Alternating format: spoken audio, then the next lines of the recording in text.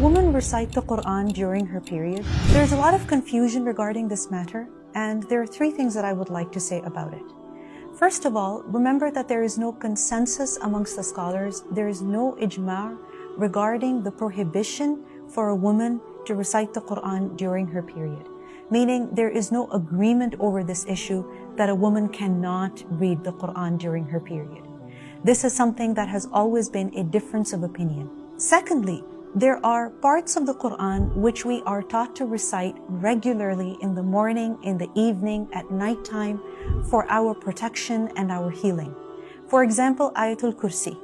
We are taught to recite it every night before going to bed. Why? So that we are safe against the attack of shaitan. Likewise, the mu'awwidhat, قُلْ هُوَ اللَّهُ أَحَدٌ, قُلْ أَعُوذُ بِرَبِّ الْفَلَقِ, قُلْ أَعُوذُ بِرَبِّ النَّاسِ.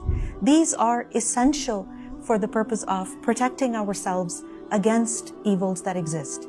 And then thirdly, there is also Surah Al-Fatiha, which is shifa, which is a cure and healing. So if a woman is not allowed to recite the Quran during her period, this means that she's not reciting Ayatul Kursi, she's not reciting these surahs for protection, she's not reciting Surah Al-Fatiha for healing. If her children fall ill, she cannot recite it on them.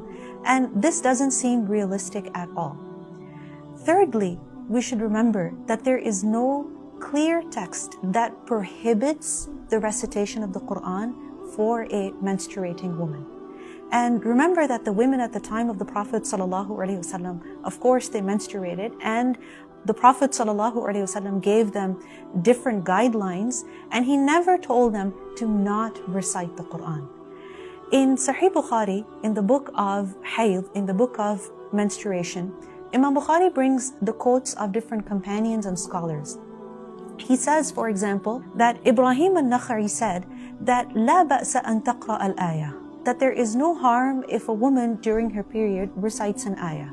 So this means that if she recites an ayah, she can recite more than that also. Then he quotes that Ibn Abbas radiallahu anhu didn't see any problem in a junub person reciting the Quran. Now this is with regards to a junub person, someone who is in a state of sexual impurity, who's required to take a bath. So Ibn Abbas didn't see any problem if such a person recited the Quran. Then what do you think about a woman who's menstruating, whose hayd is not in her control? Then likewise, Imam Bukhari also quotes that the Prophet ﷺ used to remember Allah in all of his states. And remember that the Quran is also a form of dhikr. It is a form of remembering Allah. In fact, the Quran is called a dhikr. So there is no harm in reciting the Quran in this state. Then Imam Bukhari also quotes the letter which the Prophet ﷺ sent to the non-Muslim leaders of the time. And in those letters, the verses of the Quran were mentioned. Bismillah was mentioned. And then the ayah from Surah Ali Imran was mentioned. So those verses were to be read by non-Muslims. Now, of course, the body of a Muslim is tahir, it is pure. So just because a woman is in her period, it doesn't mean that she cannot recite the Quran. Her mouth is clean, her tongue is clean, and the Quran is in her mind, she has memorized portions of it. So does it mean that during her period she has to bring them out of her heart, of her memory? That's not possible. So remember that the body of a woman in her periods does not become unclean. Her tongue is not unclean. Her hand is not unclean. So inshallah, she can recite the Quran and there is no harm.